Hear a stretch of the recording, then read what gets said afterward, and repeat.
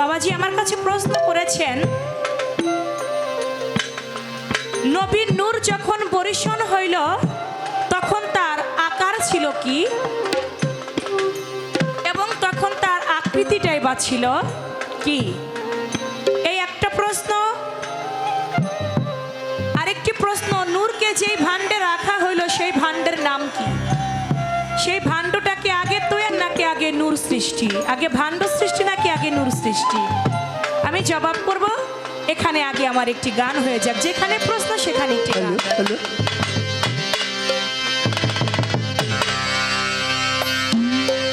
চার যুগে আমার নবী সত্য চাই গো জানা, নবী তত্ত্ব ও রে যাই গো জানা, নবী তত্ত্ব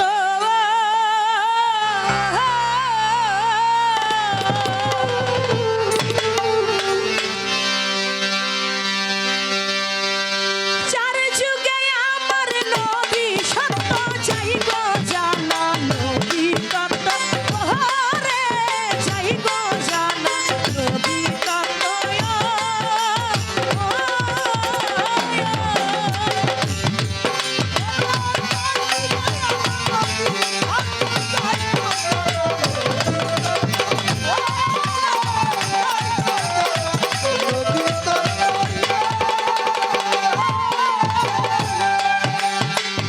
আওয়ালে সে নূরটি জানি ওরে নইরা কারে হু হু ধ্বনি,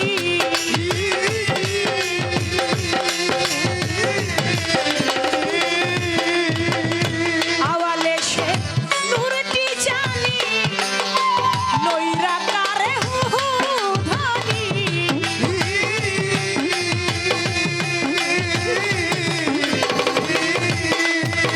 তার ভিতরে ছিল শুনি আবু মনি নাম হই গঠিত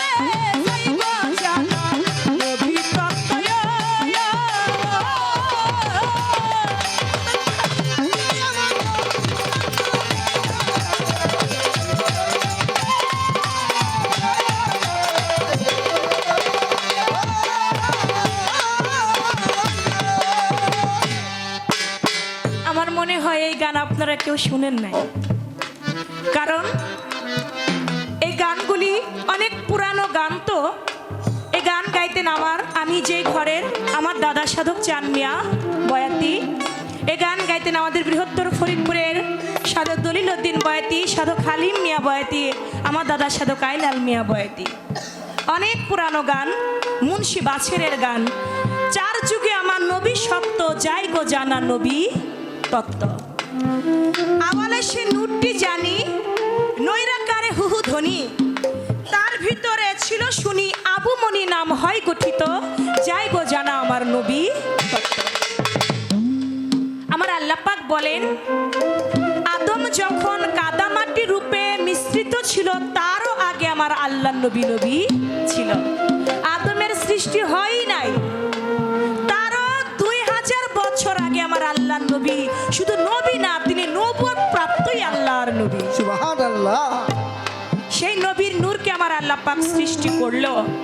নূরকে সৃষ্টি করে 70,000 বছর পর্যন্ত নূরে আমার আল্লাহ পাকের জিকির করতে লাগলো। লা ইলাহা ইল্লাল্লাহ, লা ইলাহা ইল্লাল্লাহ, লা ইলাহা ইল্লাল্লাহ। জিকিরে আমার আল্লাহ পাক খুশি হয়ে গেল। খুশি যখন হয়ে গেল, 70,000 বছর পরে আমার আল্লাহ পাকও বলল, মুহাম্মাদুর রাসূল আল্লাহ সাল্লাল্লাহু আলাইহি সাল্লাম। একজন হইল আশিক আর একজন হইল মাশিক। আশিক মাশিকের লেনা দেনা হয়ে গেল। সেখানে নূরের সামনে শরমের একটি আয়না ধরলেন আমার আল্লাহ পাক। শরমের আয়না যখন ধরলেন, নিজের রূপ নিজে দেখে সেদিন আমার আল্লাহ পাকের দরবারে একে একে 5টি সেজদা আমার দয়াল নবী নূরে দিয়েছিল। যেই সেজদা হইতে পাক পাঞ্জাতনের সৃষ্টি হইল। সেই নূর নবী আমার আল্লাহ পাককে যখন সেজদা দিল, একটা ভক্ত যখন গুরুকে সেজদা দেয়, গুরুর নজরটা থাকে ভক্তের পৃষ্ঠ দেশে। আমার আল্লাহ পাকের নজর পড়লো আমার হুজুর পাকের পৃষ্ঠ দেশে। তাহলে যদি পৃষ্ঠ দেশে নজর পড়ে, তাহলে অবশ্যই আমার আল্লাহ নবীর আকার আছে। যদি আকার না থাকে, তাহলে পৃষ্ঠ দেশে নজর পড়লো কিভাবে? আর সেখানে পৃষ্ঠ দেশে মিম হে মিম দাল নকশা নমুনা তার সৃষ্টি হয়ে গেল, যেখানে উঠে গেল তার পৃষ্ঠ দেশে মোহাম্মদী নকশা নমুনা। এই জন্য আওয়ালে আল্লাহ জিন্নুর, দোয়া মে তবরকেরি ফুল। তিয়মে ময়নার গলার হার, চৌঠাই সিতারা, পঞ্চমে ময়ূর, ষষ্ঠমে আদম ছবি বৃক্ষের ফুল, সপ্তমে মা আমেনার গর্বে, সপ্তমে আব্দুল্লাহ নাসিকাতে, অষ্টমে মা আমেনার গর্বে, দশমে আমার হুজুর পাক 50 বছর 2 মাস তিনি চলে গেল সবে মেরাজে। সেই নবী আমার, তিনি আওয়ালে আল্লাহর নূর তিনি ছিলেন। অবশ্যই আহাদ হইতে হইল তার আহাম্মদ। যখন আহাদ ছিল, তখন তার কোনো আকার ছিল না। যখন আহাদ ছিল, তখন তার কোনো আকার ছিল না। আহাদ যখন আহাম্মদ হইল, তখনই তার রূপ দেখাইল। আর তখন তার রূপ তিনি দেখতে পাইল সামনে। আর সামনে দেখে আমার মাওলার প্রেমে দেওয়ানা হইয়া গেল। পূর্ণাঙ্গ আকারের যদি মীমাংসা দিতে যাই, এখানে আমার আরেকটা গান গাইতে হয়। যদি পূর্ণাঙ্গভাবে মীমাংসা দিতে যাই, দেখেন একটা গান আছে, গানের মধ্যে পূর্ণাঙ্গ মীমাংসাটা আপনি পাবেন। নৈরাকারের পর পড়ল চর, নূরের পাখি হইল ওয়া, ওরে দেখতে অতি চমৎকার।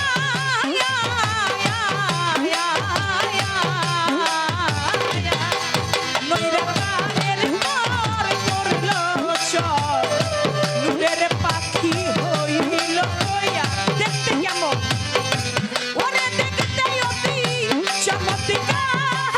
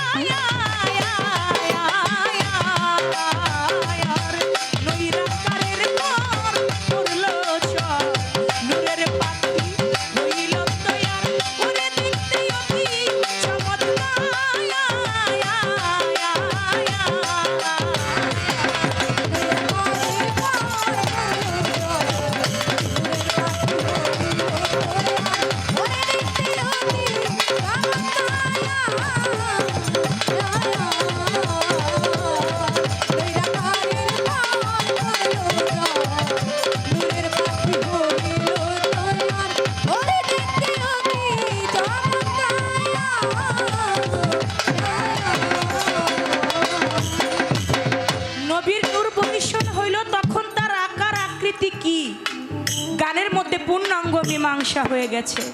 নৈরাকারের পর পড়ল চ নূরের পাখি হইল তৈয়ার দেখতে অতি চমক। আহা আওয়ালে আল্লাহজির নূর দমে তবরকেরি ফুল চৌঠাই সিতারা নবী আমার পঞ্চমে ময়ূর। নবী পাক পাঞ্জাতন সঙ্গে নিয়ে বসলো সে দিরাকের উপর। ময়নার গলে ছিল হার, দুই কানে দুল ছিল তাহার, মাথায় ছিল সোনার মুকুট দেখিতে বাহার। আমার হুজুরে পাক যখন ময়না রূপে ছিল, ময়নার গলে ছিল হার, যে হারটা ছিল আমার মা ফাতেমা তো জোহরা এবং হুসাইন।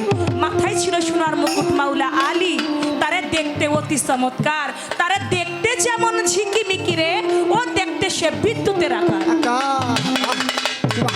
আকার আকৃতি কি? বিদ্যুতের আকার, বিদ্যুতের আলো আছে কিন্তু আলো ধরা যায় না। এই আকারটাই তার নূরের আলো, নূরের কোনো আলো এই আলোটাকে ধরা ছোঁয়া যায় না। যেমন বিদ্যুতের আলো আছে, এটাকে আমি ধরে আমার হাতের মধ্যে এনে আমি আলোটা দেখাইতে পারবো না, কিন্তু এটার আলো আছে, যেই আলোতে আমরা সবাই আজকে আলোকৃত, যার কারণে এই আলো আছে বিধায় আমরা একে অপরের মুখ দেখতে পাচ্ছি। দেখতে যেমন ঝিকিমিকি, ও দেখতে সে বিদ্যুতের আকার। মুন্সি হারেসউদ্দিন কয়, বালক বলতেছি তোমায়, তৈয়ব কালেমা লেখা ছিল সেই পাখিরও মাথায়, তার প্রত্যেক পরে লেখা ছিল আল্লাহু আকবার। এই তার কথা। এবার আসলো কোন ভাণ্ডতে আমার দয়াল নবীর নূর রেখেছিল, সেই ভাণ্ডের নাম কি? সেই ভাণ্ড আগে তৈয়ার নাকি আগে আমার দয়াল নবীর নূর সৃষ্টি? আগে আমার হুজুর পাকের নূর সৃষ্টি, পরে হলো ভাণ্ড সৃষ্টি। আমার আগে আমার হুজুর পাকের নূরকে সৃষ্টি করে আমার আল্লাহ পাক ভাবলেন আমার মোহাম্মদের, আমার পিয়ারের দোস্তর নূরটা আমি কোথায় রাখি? তখন ওই নূর থেকেই ভাণ্ড সৃষ্টি করলো, যে এই ভাণ্ডের নাম মতির এক গ্লাস। আমার বাবাজি রশিদ সরকারের একটা গান আছে, মতির এক গ্লাসের ভিতর রেখেছিল নবীজির নূর, মতির এক গ্লাসের ভিতর কুল কায়নাত সে দেখতে পাইল, জান নূরেতে হইল সৃজন, মতির এক গ্লাসের ভিতর রেখেছিল নবীজির নূর, মতির এক গ্লাসের। তাহলে কিসের ভিতর রাখলো? সেই ভাণ্ডটাই হইল মতির এক গ্লাস। ওই গ্লাসের মধ্যেই নূর কাপের পর্দা দিয়ে সেই নূরকে ঢেকে রেখেছিল। এই ছিল দুটি কথা, আমি তার থাকবে। আপনি বলবেন এই যে আদমকে যে আমার আল্লাহ পাক গড়বেন, তৈয়ার করবেন, তখন সমস্ত ফেরেশতাদেরকে বললেন, ফেরেশতারা যাও, আমি আদম তৈয়ার করব, তোমরা আদমের জন্য মাটি নিয়ে আসো।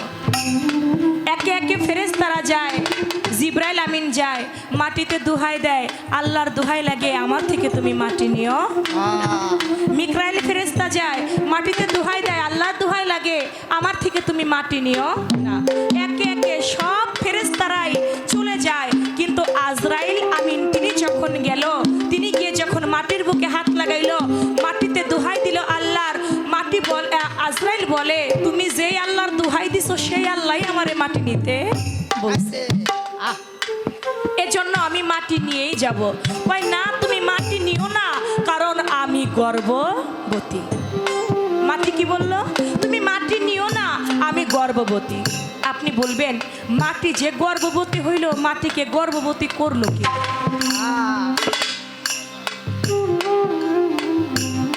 একটা মা গর্ভবতী হইলে নিশ্চয়ই বাবা আছে, বাবা ছাড়া তার গর্ভবতী হয় নাই। তাহলে মাটি যে গর্ভবতী হইল, মাটিতে দুহাই দিল, আল্লাহর দুহাই লাগে আমার থেকে মাটি নিও না, আমি গর্ভবতী। আপনি বলবেন মাটিকে গর্ভবতী করলো কে? আর মাটির গর্ভে ছিল কে? তার নাম কি? এই একটা কথা আপনার কাছে আমার রইল। আরেকটি কথা আপনার কাছে আমার থাকবে। আপনি বলবেন আদম শব্দের অর্থ কি? অনেকেই বলে থাকে আদম শব্দের অর্থ আল্লাহর দম, কি বলে না? আদম, আপনি আপনি বলবেন এই আদম শব্দের অর্থ কি? এটা যদি আল্লাহর দম হয়ে থাকে, দম তো পশু পাখির মধ্যেও আছে, আছে হ্যাঁ। কিন্তু আমি মানুষ, আমি আশরাফুল মাখলুকাত, সৃষ্টির সেরা। মানে আদম অর্থ যদি আল্লাহর দম হয়, তাহলে ওই দমটা একটা মানুষের মধ্যে থাকবে, এটা ঠিক আছে, কিন্তু ওই দম যদি পশু পাখির মধ্যে থাকে, তাহলে আমি আর পশু পাখির মধ্যে কোনো পার্থক্য থাকে না। না। আপনি বলবেন এই দমটা মানুষের মধ্যে যেই দম, পশু পাখির মধ্যে সেই একই দম কিনা, ওই আল্লাহর দমই কিনা? যদি হয় এটা কিভাবে হয়, আর দমটা কয় প্রকার, কোন দমে কি কি সৃষ্টি হয়েছে দুনিয়ার বুকে? এই দুটি কথা আপনার কাছে আমার রইল। প্রথম আসর আমি বেশি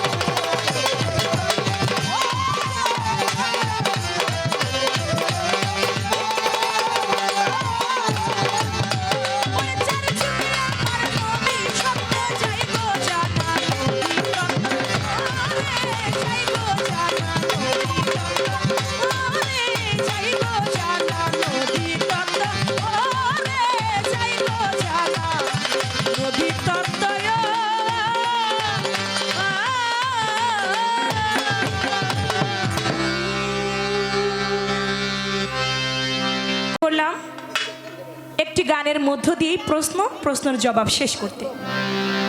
এবার আরেকটি গান, আমি একটা করে পালার গান, আমি যদি আবার আরেকটাও পালার গান গাই, আমার মনে হয় সুন্দর হয় না। একটু বিচ্ছেদের ভাব নিয়ে, দরবারের ভাব থেকে একটি গান আমি রাখছি।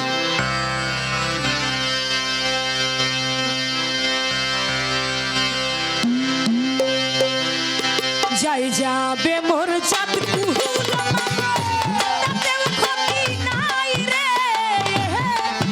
আরে যদি রে আমার, যদি আমার প্রাণ বন্ধুরে পাই, হাই রে, যদি আমার প্রাণ বন্ধুরে পাই, যাই যাবে মোর চাঁদ কুহুলা, তাতে ক্ষতি নাই রে।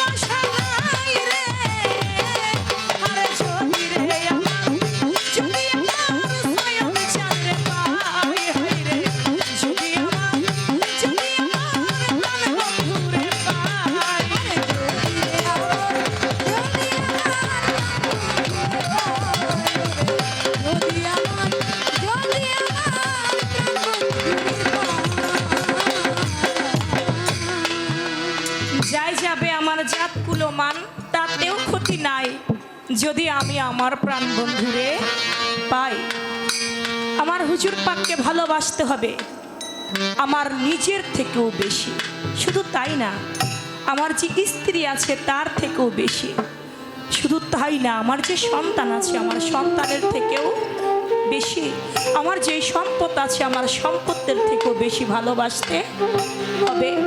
যেমন ভালোবেসেছিল জাবের রাদিয়াল্লাহু তাআলা আনহু। নবী তত্ত্ব পালা দিয়েছেন, আমার নবীর মাঝে যা কথা বলে কয়ে কখনোই শেষ করবার মতো না। জাবের গিয়ে বলে, ইয়া রাসূলুল্লাহ, আগামী শুক্রবার আপনি যদি আমার একটা দাওয়াত রাখতেন। বলে, কিসের দাওয়াত? বলে, আপনি আমার বাড়িতে একবেলা দুপুর টাইমে খাবেন। আমি তো গরিব মানুষ, আপনি যদি আমার দাওয়াতটা কবুল করেন আমি বড় খুশি হব। জাবেরের দাওয়াত পেয়ে আমার হুজুর পাক বলল, আলহামদুলিল্লাহ জাবের, আমি আগামী শুক্রবারেই আমি তোমার বাড়ির দাওয়াত খাবো, তুমি যাও, আমি তোমার বাড়িতে যাব। দিনের দেওয়ানা যে নবী না হইলে দুনিয়ার কোনো কিছু হইতে মা, সেই নবী যাবে জাবেরের বাড়ি। জাবের তো খুশিতে আত্মহারা। স্ত্রীকে গিয়ে বলে, শুনছ, আমার হুজুর পাক আগামী শুক্রবারে আমাদের বাড়ি দাওয়াত খাইতে আসবে, কিন্তু আমাদের তো তেমন কোনো টাকা পয়সা নাই, আমাদের তো কোনো অর্থ নাই, কিন্তু কি দিয়ে আমার রসুলকে যদি আমি সেবা দিই আমার হুজুর পাক বেশি খুশি হবে বলো তো?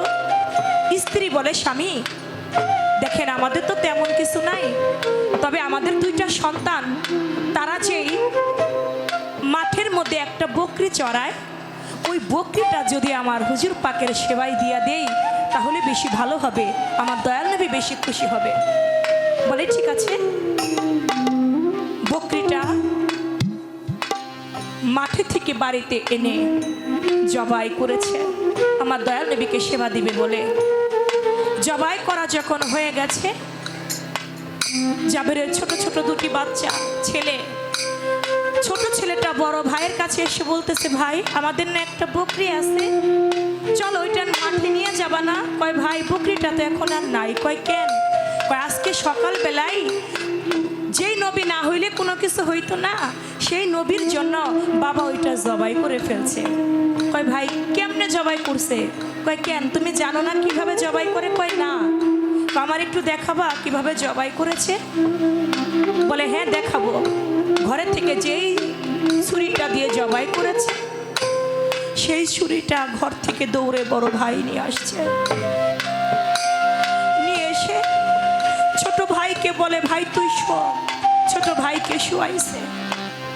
শুয়াইয়া ছাগলটা যেভাবে জবাই করছে ছোট ভাইকেও ঠিক তেমনি ওইভাবেই ছুরিটা ছোট ভাইয়ের গলার উপর চালাইছে।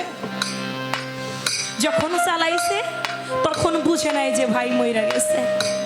ভাইরে ডাক দেয়, ভাই ও ভাই উঠো, এইভাবেই জবাই করছে।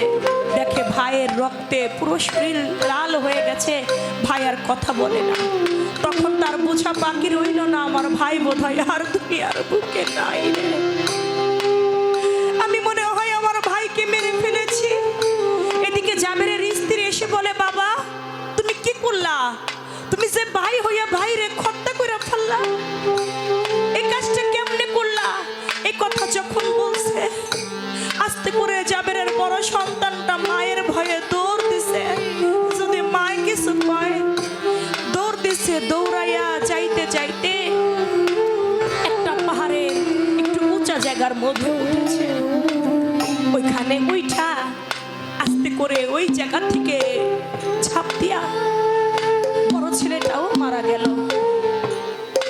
দুটি সন্তানের লাশ মা বুকের মধ্যে নিয়ে হাউমাউ করে চিৎকার করে কাঁদতে। এদিকে জাবের এসে বলে, কি হইছে? তুমি এভাবে কান্দো কেন? কয়, স্বামী দেখেন আমাদের বুকের ধন আর নাই। জাবেরও কিছু সময় দু চোখের পানি ছেড়ে দিয়ে কাঁদলা।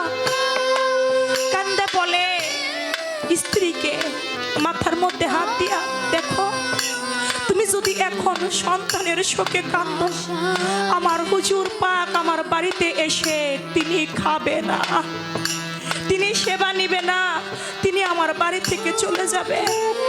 বুকের মধ্যে একটু পাশান বাঁধো না, তুমি আর কাঁদো না, একটু পাষাণ বান্ধ আমার দয়াল নবী যদি রাগ হইয়া জায়গা আমি কিন্তু আমার কোনো সাধন বচন হবে না।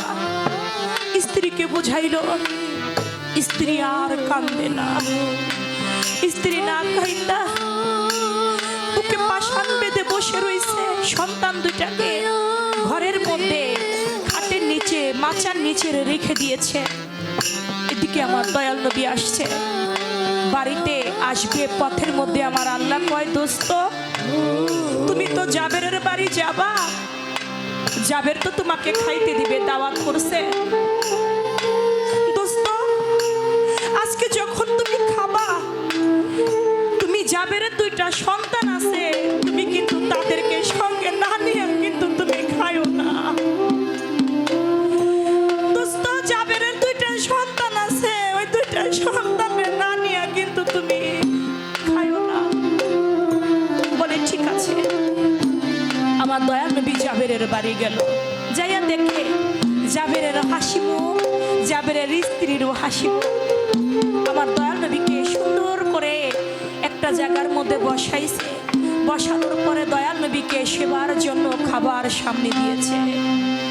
খাবার সামনে দেবার পর আমার দয়াল নবী খাবারটা মুখে দিবে, তখন বলে, জাবের ও জাবের, তোমাদের না দুইটা ছেলে আছে, আমার নানু ভাই কই?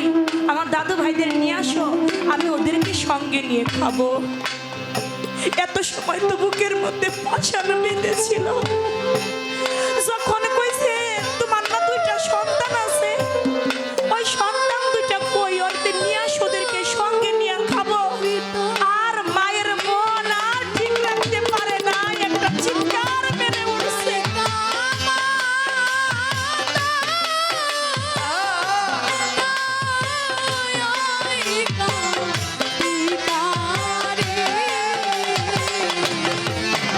আমার নায়িকা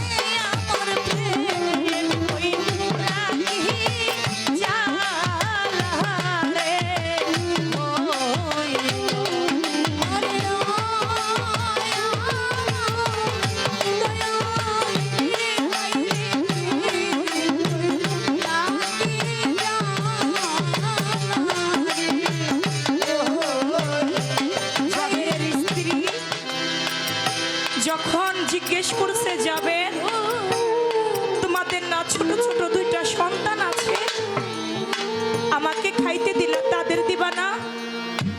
আমার দাদু ভাইদেরকে ডাকো, আমি ওদের সঙ্গে নিয়ে খাবো। এত সময় হাসি খুশি ছিল, যখন সন্তানের কথা জিজ্ঞেস করছে মায়ের মন আর মানতে পারে নাই, হাউমাউ করে চিৎকার দিয়ে উঠছে।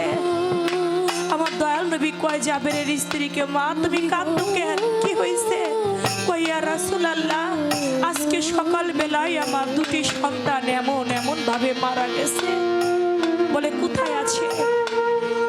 এত সময় তোমরা হাসি খুশি কেমনে রইলা? যাদের সন্তান দুনিয়ায় থাকে না তারা কেমনে হাসি খুশি থাকে?